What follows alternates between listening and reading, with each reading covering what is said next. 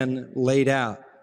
You need to plan to operate on a margin. You need to plan to spend less than you make, to spend less than you get. If you don't, you're really presuming on God's grace and on His patience, hoping He'll overlook your irresponsibility and continue to meet your need. And you can be careful and plan thoughtfully and gain a measure of financial self-control. I would say this is absolutely crucial in our culture. Most of you work and you earn a good wage, good enough to live and enjoy some of the things in life. Most of you probably try to save for your future so that you can secure your life in the days when you're unable to work. But the question is, do you really exercise carefully thought out financial self-control? Do you really get control of your life, or are you just reeling all over the place, spending money like a drunk sailor on leave without regard for the implications of it? Beware of that. David said, keep your servant back from presumptuous sins. That's appropriate.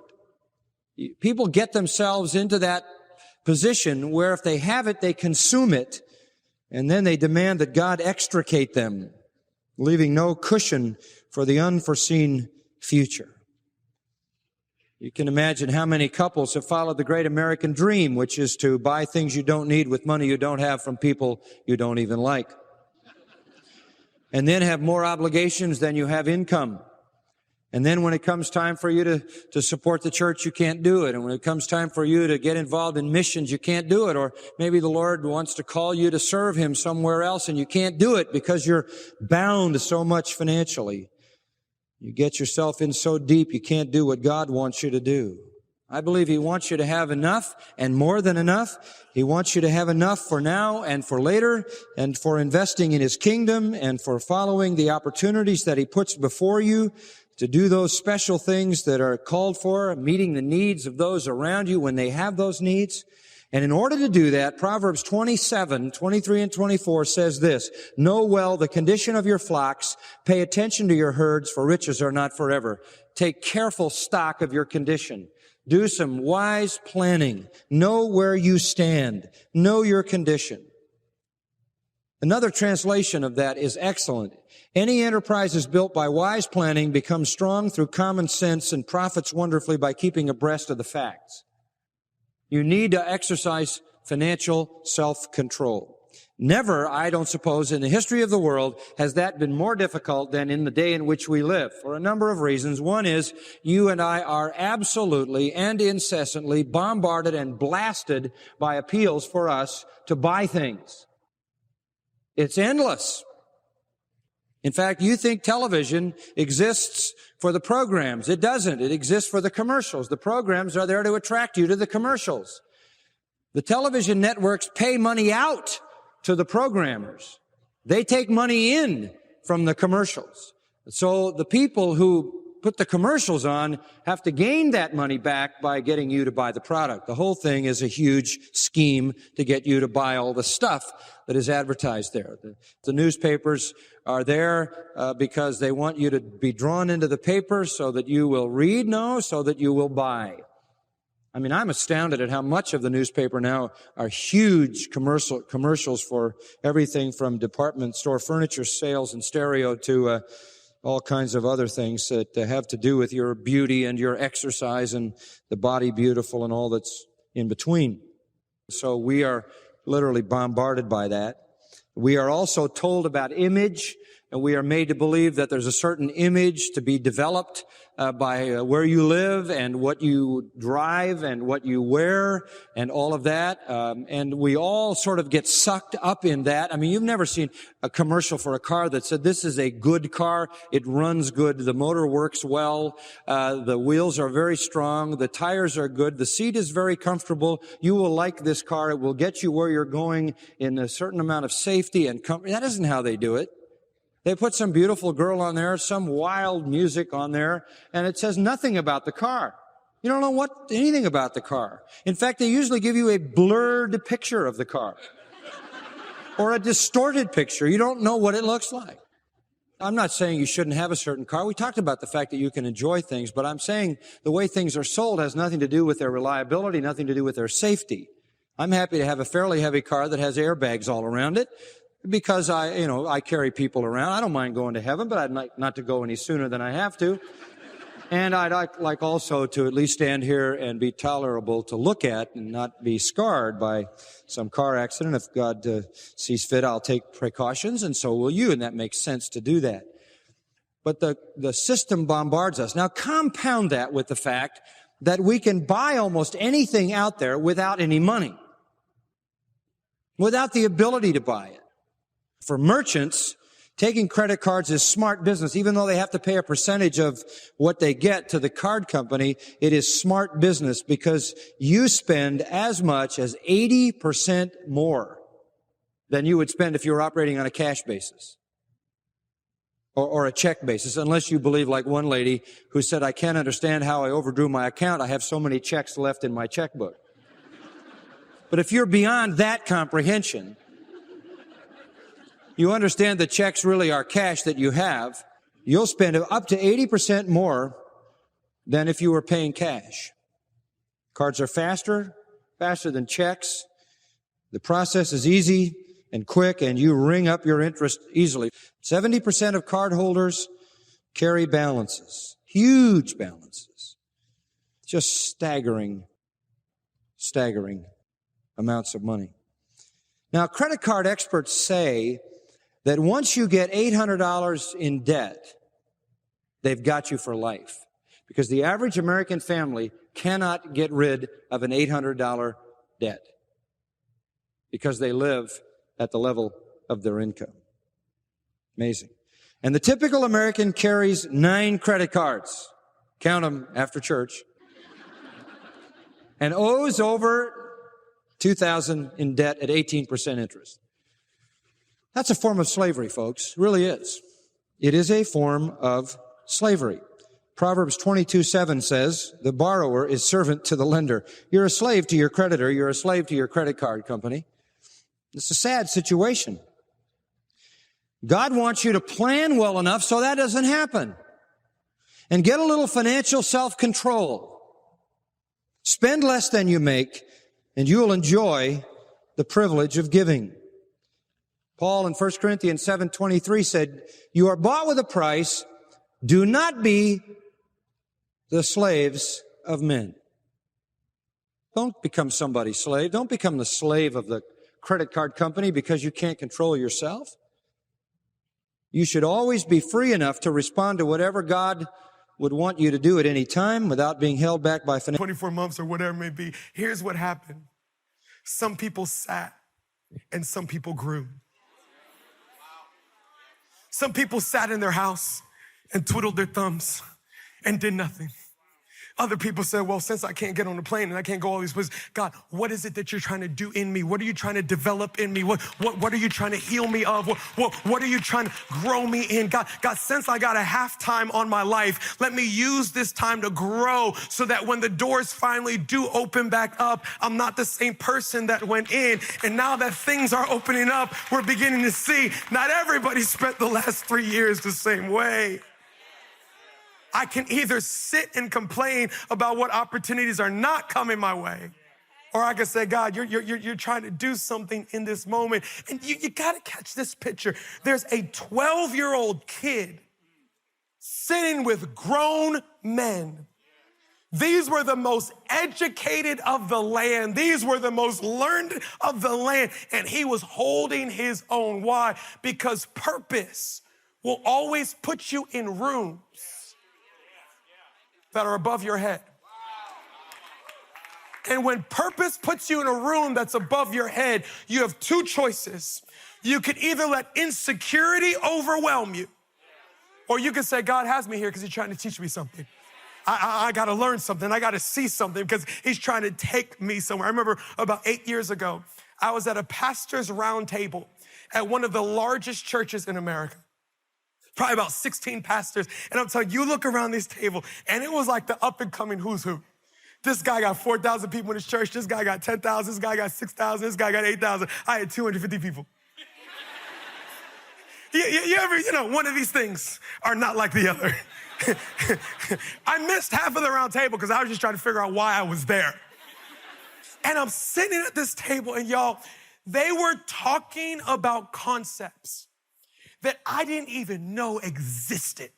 You ever in a position where people are answering questions that you're not even smart enough to ask? They're sitting there talking about, yeah, we're going to build this campus. It's going to be $20 million. And we're building this location. That's $30 million. And we're going to do this $50 million. And I just needed $300 to make the payment on the church's copy machine so the church's copy machine didn't get repossessed. And I'm just like, I'm grabbing for a $20 million building, but how do I get $300 so I can pay this copy machine bill so that we could keep on printing out the bulletins that we can hang on people as they walk through the door? Can somebody answer that question? They got to this one moment in the round table where they say, you need to understand the demonic principalities of your city and begin to push circles around the demonic principalities of your city. And when you bind those principalities, you will be able to see growth and revival in your church. I said, Prince.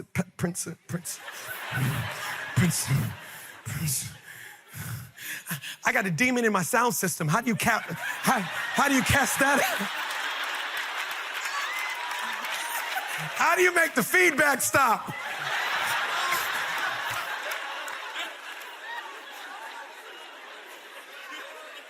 But y'all, I'm sitting in that room, and over 3 days, I took 8 pages of notes. I was just, no exaggeration, for the next 3 years, I just applied. And next thing you know, hundreds are coming, thousands are coming, revival breaks out. I learned what a principality was. I started prayer marching. Instead of obsessing how everybody around me was ahead of me, I realized that we're not in a competition. This is not a race. I have my calling, you have yours. I have my purpose, you have yours. Your success doesn't intimidate me. Your success inspires me, because if God can do it through you, then God can do it through me. So I know you're ahead of me, but do you mind just pausing for 1 second and teach me something? You don't gotta teach me much. Just teach me. I promise you I'll apply it. Last thing is this. Write this down, write now. End play. All right. That's not even the best part. Number 3. Purpose doesn't take things personally. I wanted to say purpose doesn't get offended, but I didn't. I said this. Luke 2:48 says this, so when they saw him, they were amazed, and his mother said to him, son, why have you done this to us? Look, your father who's standing here and won't say a word. You ever notice how Joseph never speaks? Your father and I have sought you. Here's what Mary, she said, Jesus, why did you put us through this? It says Mary was, when they walked in, obviously it's church, they're not going to interrupt. They're watching from the side for a moment, and they see Jesus going back and forth with the rabbis, and he is holding his own. It says Mary was amazed. Here's the problem with having purpose on your life. People who don't have purpose will be amazed at God's hand on your life and offended by it at the same time. Wow, it's amazing what God is doing through you, but you've forgotten who you are. Wow, look at the doors that are opening up. Don't get a big head now. Wow, look at your family. Look at the peace. Look at the joy. I wish I had a family like that. What, you think you're better than us? People who don't have purpose are always offended by those who do. Here's the problem. If I'm a people pleaser and the purpose on my life is offensive to others, I will always live an apologetic life instead of a boldness of who God's called me to be. Jesus said, Mom, it's not about you. I'm not trying to cause you anxiety. I'm not trying to cause you fear. I'm not trying to do, no. This is because it's my Father's business. I'm trying to set you up that if you're gonna live a life of purpose, you're gonna have to be okay with some awkward encounters. People gonna come in here, hey, I got this business opportunity. We gotta go 50-50. I'll put in half, we'll triple our money in the next 6 months. We gotta do it. You got the money? Mm-hmm. Are you doing something else with it? Mm-mm. Do you think this is gonna work? Mm-hmm. And you're still not gonna do it? Mm-mm. You don't think I'm good at what you don't like? No, that's not what God told me to do. No, he has something else for me. I can't even explain it more than that because he hasn't really given me all the information, but there's a different purpose on my life. Hey, come on, single folks. Hey, we should date. Sinai, which he uses the term Hagar, he says is a type of Hagar birthing Ishmael.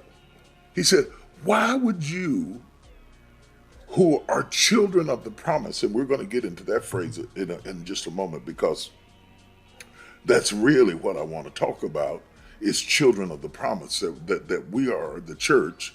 The New Testament church is the children of the promise, okay? So we are not children of the bondwoman. That's what he's trying to say here. Let's go through this again, because I want you to really get an understanding on this. Get your Bibles. This is Bible study. This is not shadow study. This is Bible study. My little children, of whom I travail in birth again until Christ be formed in you. See, what births us is truth. What births us is understanding. What births us is our theology, our understanding of God. Not because we join the church, not because we can sing, not because we think fondly about God, but what births us is truth. I desire to be present with you now and to change my voice, for I stand in doubt of you. Tell me, ye that desire to be under the law, do you not hear the law? For it is written that Abraham had 2 sons. Abraham had 2 sons, one by a bondwoman and the other by a free woman. But he who was of the bondwoman was born after the flesh. But he that is of the free woman was by promise. Which things are an allegory. All of this is an allegory, for these are the 2 covenants. He says the 2 sons are the 2 covenants. The one from Mount Sinai, that comes first, which gendereth to bondage. That's legalism, that's law, which is Agar. For this Agar is Mount Sinai, where the 10 Commandments came, in Arabia, and answereth to Jerusalem, which now is. Now Jerusalem, he's talking about, now he's trying to bring them into the newness, and is in bondage with her children. In bondage, legalism, laws, rituals, routines, ceremonies, rituals. But Jerusalem, which is above, is free, which is mother of us all. For it is written, rejoice, thou barren that bearest not, break forth and cry, thou that travaileth not, for the desolate hath many more children than she which hath a husband. Now we, brethren, as Isaac was, are the children of promise. We're not born under the legalism. We're not born under the bondwoman. We're not born up under Hagar. He said, we, as Isaac was, now we are, as Isaac was, children of the promise. What does that mean? The only reason that Sarah was able to have a child is because God said so. She had no physicality to bring forth a child. She was too old to have a child. It had ceased to be with her after the manner of women. She was past childbearing age. My grandmother would say she'd been through the change. It was unlikely for her to have a child. And then Abraham's body, according to the book of Romans, was as good as dead. He was too old to father a child. So Abraham's body is weak, Sarah's body is weak, but God's promise is strong. Oh, you didn't hear that. Abraham's body is weak, Sarah's body is weak, but God's promise is strong. God's promise is so strong that it doesn't matter how weak the circumstances are, that when God gets ready to make something happen, he can make that happen. Now that is shouting stuff. That is shouting stuff. I'm not going to stop for it, but that is shouting stuff. Your conditions don't have to be right for God to bring the promise to pass in your life. Because Sarah's conditions were not right, that's why she got Hagar in the first place, to be a surrogate mother. They didn't use that term at the time, but that's basically what it was. A surrogate mother for her to carry Abraham's child. But Hagar was a bondwoman. She was a servant. She was a slave. So Ishmael is born up under the bondage of what birthed him. And he's saying to them to bring the church up under the law is to take the children of the promise and make them the children of the bondwoman. He is comparing law to grace. Now, if you understand the story between Abraham and his two relationships, one with Hagar and one with Sarah, and the Bible clearly says here, these are the two covenants, old covenant, new covenant, then you also understand that Ishmael comes before Isaac. Okay, if you understand then that Ishmael comes before Isaac, let me stop there and just talk about that for a minute. Ishmael always comes before Isaac, and you have to realize that whenever the Ishmael promise comes in your life, whenever that comes first, whenever that which is of the flesh comes first, and that which you gendered in the flesh, and that which you did on your own comes first, it's only a sign that Isaac's coming. Don't be so frustrated with Ishmael in your life that you don't recognize that Isaac is coming. I feel almost like I'm talking to somebody right there. You had an Ishmael relationship. You had an Ishmael job. You had an Ishmael position. You had an Ishmael. You thought that was it. You really thought that was it. And then it turned out it was not it. And you ended up in a separation where you had to break away from it. But Ishmael is only a sign that Isaac is on the way. Ishmael comes first. Let's go back to the text. Ishmael comes first. Mount Sinai comes first before Mount Calvary. Two mountains, Mount Sinai, Mount Calvary. On Mount Sinai, we have the old covenant. On Mount Calvary, we have the new covenant. Now, Mount Sinai comes before the new covenant. Now, you will remember, Ishmael is born before Isaac. And I preached last Sunday about how Hagar ran away from Sarah and she went out into the wilderness, and God made her go back to Sarah and to submit herself to her mistress, and she had to go back and submit. She stayed there a while. Eventually, Sarah decides, put out the bondwoman and her son. Now Hagar has had a child, but she only decides to put out the bondwoman and her son because the Bible said that one day Sarah looked out as she saw Ishmael mocking Isaac. So now these two boys, the old covenant and the new covenant, cannot live together. Ishmael is mocking Isaac, and Sarah says, put out the bondwoman and her son.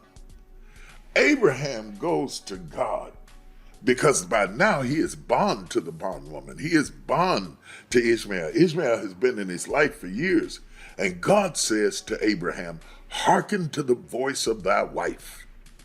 Why does God say to Abraham, hearken to the voice of thy wife?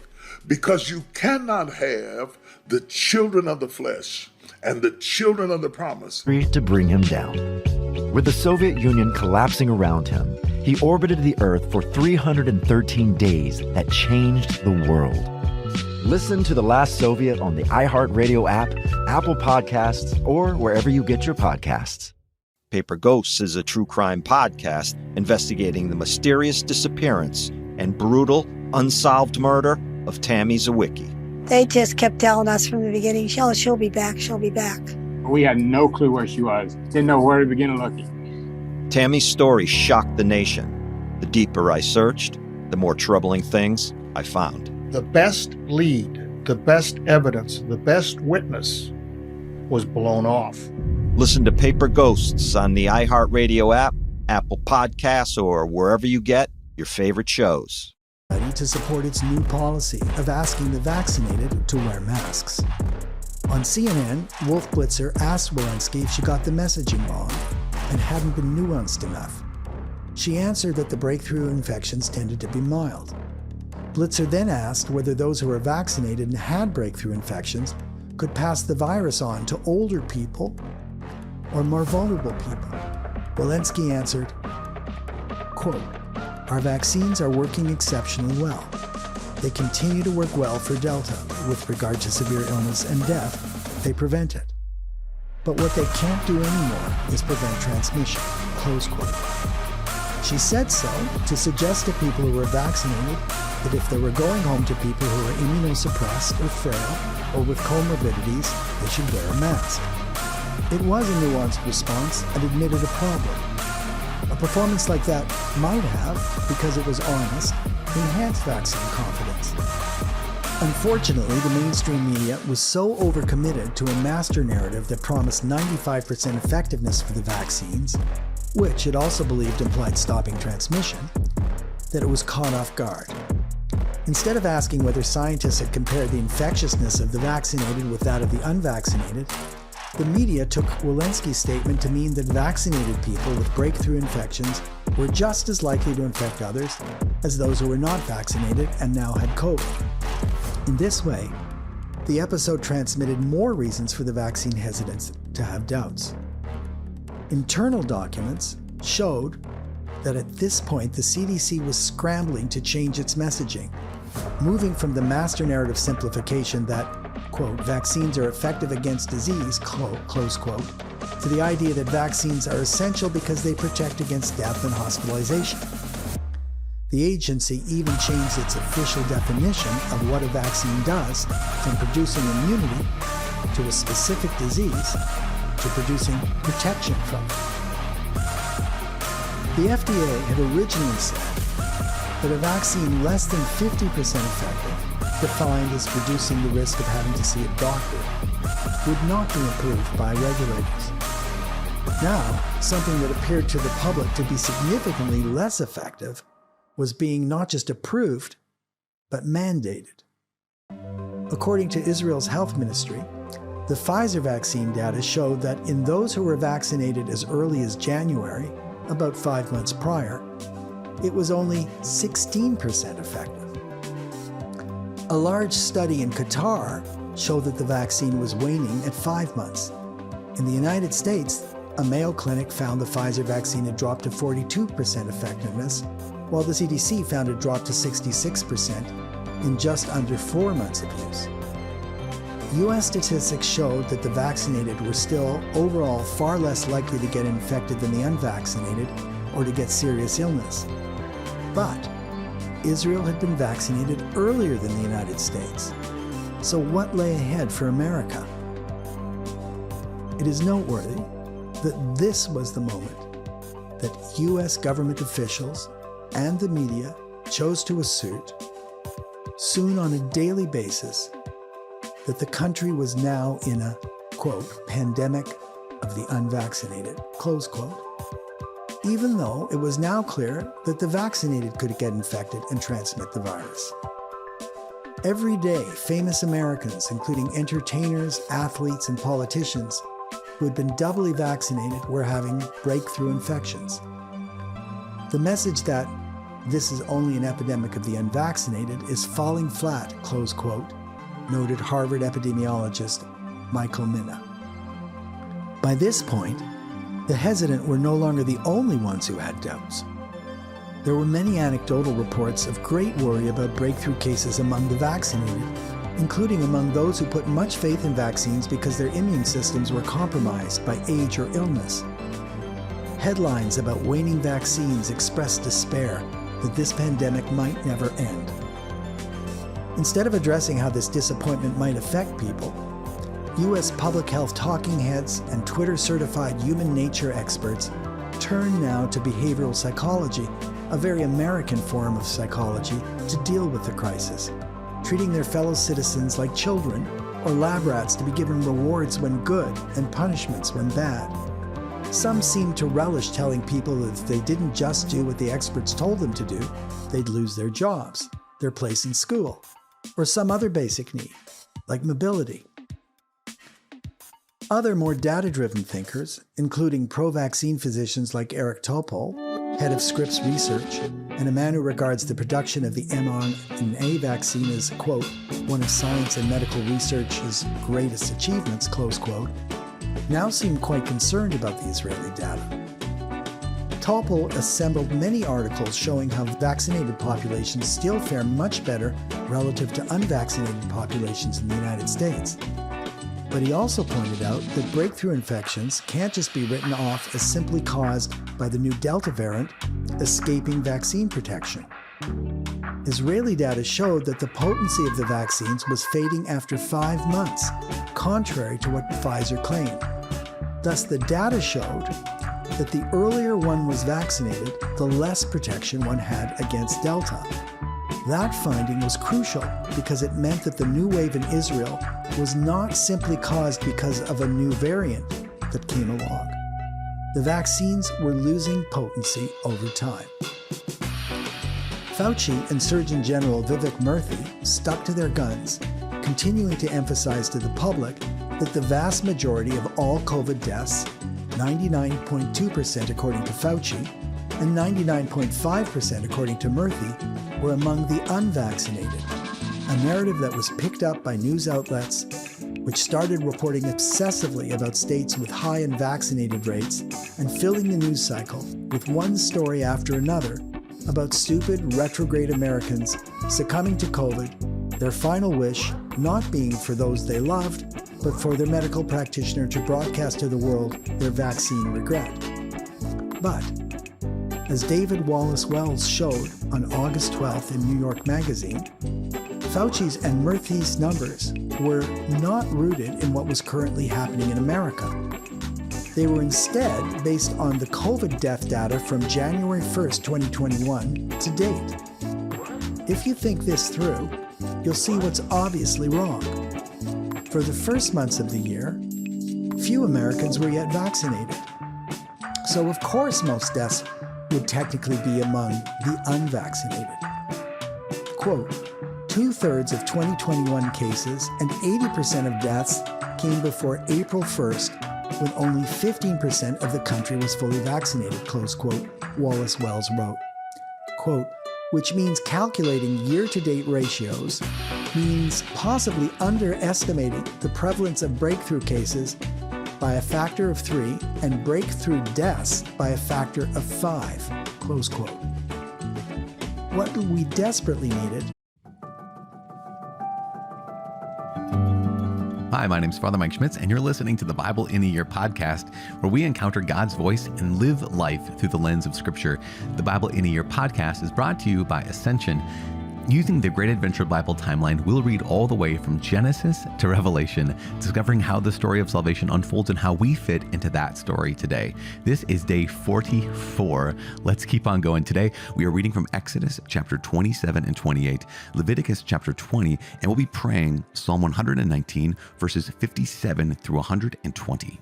One of the things you can do, if you ever want to keep track with what we're reading, you can download your Bible in a Year reading plan by visiting ascensionpress.com/Bible in a Year. That way you would know, like, how long is it going to take us to get through Psalm 119? You would know that if you downloaded the Bible in a Year reading plan. You would know that already. You can also subscribe to this podcast if you haven't yet, and you get an update at some point in the course of the night or course of the day, and you get to listen to this whenever you want. Lastly, the Bible translation that I'm using is the Revised Standard Version, Second Catholic Edition.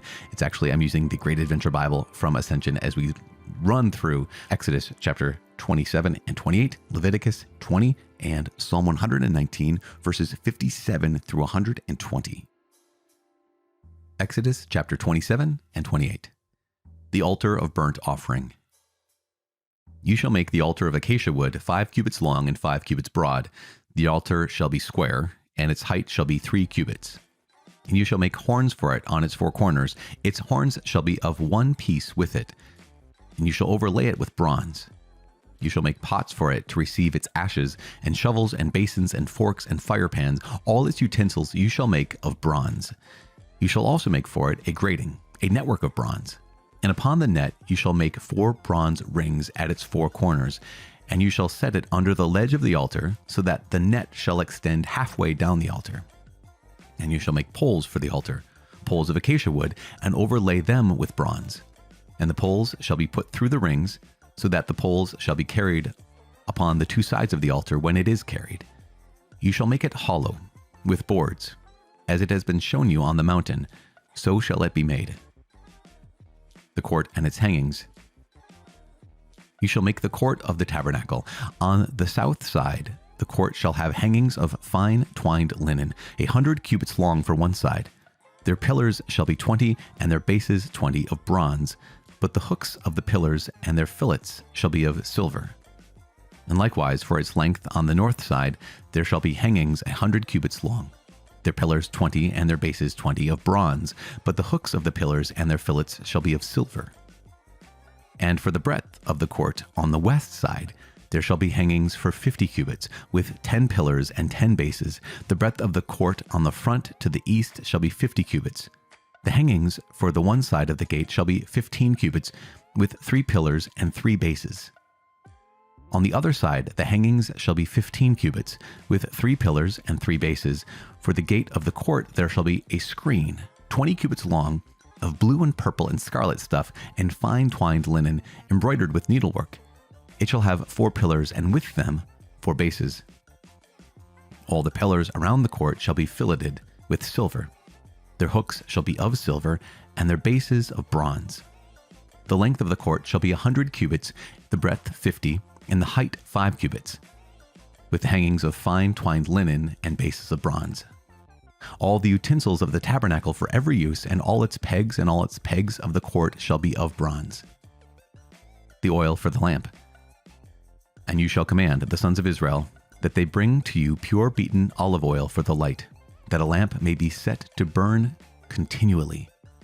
In the tent of meeting outside the veil which is before the covenant, Aaron and his sons shall tend it from evening to morning before the Lord. It shall be a statute forever to be observed throughout their generations by the sons of Israel. Holy garments for the priests. Then bring near to you Aaron your brother, and his sons with him, from among the sons of Israel to serve me as priests, Aaron and Aaron's sons Nadab and Abihu, Eleazar and Ithamar. And you shall make holy garments for Aaron your brother, for glory and for beauty. And you shall speak to all who have ability, whom I have endowed with an able mind, that they make Aaron's garments to consecrate him for my priesthood. These are the garments which they shall make: a breastpiece, an ephod, a robe, a cloak of checker work, a turban, and a sash. They shall make holy garments for Aaron your brother and his sons to serve me as priests. The ephod. They shall receive gold, blue and purple and scarlet stuff, and fine twined linen.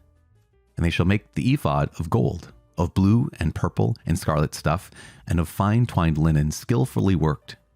It shall have 2 shoulder pieces attached to its 2 edges, that it may be joined together, and the skillfully woven band upon it to belt on it shall be of the same workmanship and materials, of gold, blue and purple and scarlet stuff, and fine twined linen. And you shall take 2 onyx stones and engrave on them the names of the sons of Israel, 6 of their names on the one stone, and the names of the remaining 6 on the other stone, in the order of their birth. As a jeweler engraves signets, so shall you engrave the 2 stones with the names of the sons of Israel. You shall enclose them in settings of gold filigree. And you shall set the 2 stones upon the shoulder pieces of the ephod, as stones of remembrance for the sons of Israel, and Aaron shall bear their names before the Lord upon his 2 shoulders for remembrance. And you shall make settings of gold filigree, and 2 chains of pure gold twisted like cords, and you shall attach the corded chains to the settings. The breastpiece of judgment. And you shall make a breastpiece of judgment in skilled work. Like the work of the ephod you shall make it, of gold, blue and purple and scarlet stuff, and fine twined linen shall you make it. It shall be square and double, a span its length and a span its breadth, and you shall set in it 4 rows of stones. A row of sardius, topaz, and carbuncle shall be the first row, and a second row an emerald, a sapphire, and a diamond, and the third row a jacinth, an agate, and an amethyst. And the fourth row, a beryl, an onyx, and a jasper. They shall be set in gold filigree. There shall be 12 stones with their names, according to the names of the sons of Israel. They shall be like signets, each engraved with its name for the 12 tribes. And you shall make it for the breastpiece, twisted chains like cords of pure gold. And you shall make for the breastpiece 2 rings of gold, and put the 2 rings on the 2 edges of the breastpiece. And you shall put the 2 cords of gold in the 2 rings at the edges of the breastpiece. The 2 ends of the 2 cords you shall attach to the 2 settings of filigree, and so attach it in the front to the shoulder pieces of the ephod. And you shall make 2 rings of gold, and put them at the 2 ends of the breastpiece, on its inside edge next to the ephod. And you shall make 2 rings of gold, and attach them in the front to the lower part of the 2 shoulder pieces of the ephod, at its joining above the skillfully woven band of the ephod. And they shall bind the breastpiece by its rings to the rings of the ephod with a lace of